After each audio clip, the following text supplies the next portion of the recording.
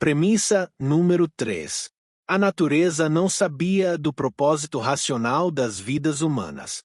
Para a natureza a vida era essa mesma, porque vivia há eternidades aqui, sem nada saber da sua origem, a não ser as transmissões que recebia, ou a sua agonia íntima, porque intuía que não era daqui, sentia que, por lógica, ela deveria ter sua causa, ou sua origem, em um poder racional superior. Então, vivia sem se conhecer e, logicamente, sem saber do seu propósito racional em relação à humanidade.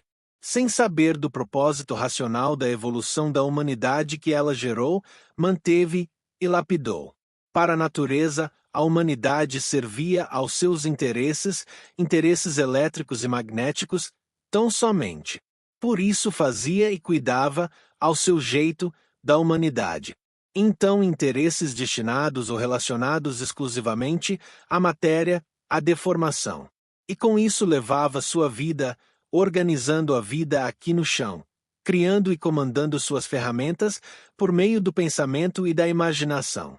De modo que, quando as coisas saíam do seu controle ou não estavam de acordo com o seu gosto, a natureza encerrava aquele progresso e destruía tudo, para recomeçar tudo de novo. Enquanto isso, a matéria da qual seus feitos são feitos se enfraquecia cada vez mais, produzindo seres cada vez mais fracos, materialmente, geração após geração, devido ao progresso da degeneração.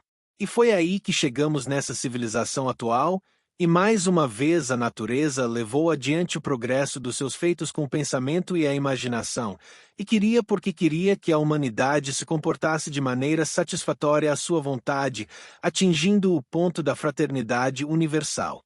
Mas, como o pensamento não tem esse potencial, o de conduzir a humanidade à concórdia mundial, mais uma vez a humanidade não chegou aonde a dona do pensamento gostaria que chegasse.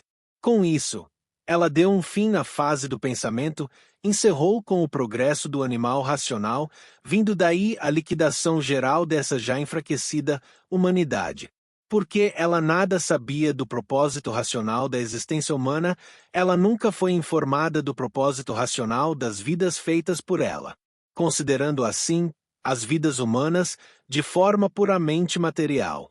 E materialmente, a natureza é a dona das vidas humanas, porque as vidas humanas são vidas materiais feitas por ela. A natureza não sabia que as vidas humanas têm o potencial racional, que tem como deixarem de ser vidas materiais e passarem a ser vidas eternas racionais. Por isso a natureza seguiu com sua sentença de liquidação. E o racional superior diz que ela mudou de fase, só que ela mudou da fase que mantinha a humanidade para a fase do extermínio da humanidade. E o racional superior diz que a culpa dos males que aí estão é decorrente da mudança de fase, da fase do pensamento para a fase racional. Quando não é nada disso. A causa dos males existentes, que aí estão liquidando o animal racional, dia e noite, noite e dia, é a natureza ter encerrado com suas orientações, não orientando mais o pensamento dos pensadores, não amparando mais o progresso dos pensadores. Esta é a causa real da liquidação moral, física e financeira, espiritual e material de uma maneira geral, a natureza sentenciou a humanidade ao extermínio. Mas, o racional superior no redígio do desencanto mistura as coisas, entremeia uma coisa com a outra, como se pode ver, milhares de vezes, o racional superior falando que a causa dos males que aterrorizam e destroem a humanidade, universalmente, é a chegada da fase racional, é a mudança da fase de animal racional para a fase racional. Quando não é nada disso. Porque o leitor desconhecedor do redígio do desencanto vai ler tudo emendado, vai interpretar tudo misturado. Mas, assim como ele mistura os assuntos, aqui ou acolá, ou nas entrelinhas, ele também separa, colocando as coisas em seus devidos lugares, mas logo a seguir, voltando a misturar. Esse é o redígio do desencanto. Abre aspas para o racional superior. E por não conhecerem a causa, que são os efeitos de tudo isto, começam a culpar uns aos outros por não conhecerem a causa. Ninguém é culpado. Não há culpados e sim uma mudança natural da natureza. O culpado é a dona de tudo, que mudou de uma fase para outra. E nessas mudanças há sempre o desequilíbrio de todas as estruturas universalmente. Vindo assim, o desequilíbrio de tudo e de todos. Quem não conhece a causa começa a apontar culpados, quando não existem culpados, e sim a natureza com suas mudanças. Por quê? Porque a natureza é quem manda e governa todos os seus feitos, todas as vidas que fez, todas as vidas que existem. O comando de todos os feitos que existem e todas as vidas que existem no mundo está com quem fez todas as vidas, com quem fez todos os feitos. E de formas, para conhecer a causa da existência de tudo isto, somente na cultura da dona de tudo isso, a natureza. Fecha aspas.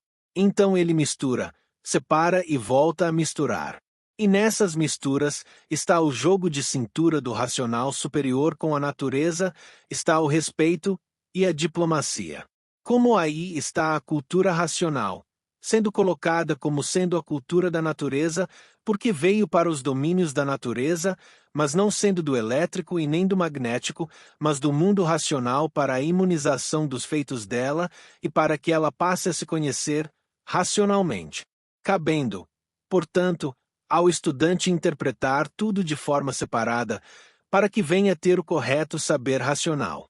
Então, a natureza, por não saber do propósito racional das vidas humanas, sentenciou a humanidade ao extermínio.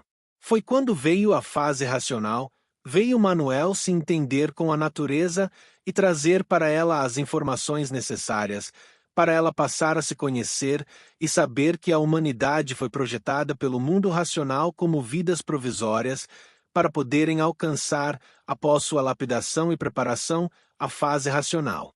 E na fase racional, poderem então deixar de serem vidas provisórias e virem a ser vidas eternas racionais, pela ligação com seus raciocínios. No início, a natureza teve dificuldades de entender e aceitar isso. Mas tendo terminado o ditado dos 1000 livros de comunicação com a natureza, hoje ela está passando a entender melhor as coisas. E quanto mais ela entende, mais vai deixando de exterminar a humanidade para passar a ajudar na racionalização de todos, atendendo os milhares de pedidos feitos pelo racional superior, que aqui estão registrados em sua obra redentora. Porque hoje ela sabe o que não sabia quando vivia no segundo milênio. Hoje, no terceiro milênio, com os 1000 livros do milênio racional, a natureza sabe, provada e comprovadamente, que a humanidade, os seus feitos, não foram projetados para serem exterminados, mas sim racionalizados para se tornarem, na posteridade da vida eterna, habitantes do mundo racional. Salve!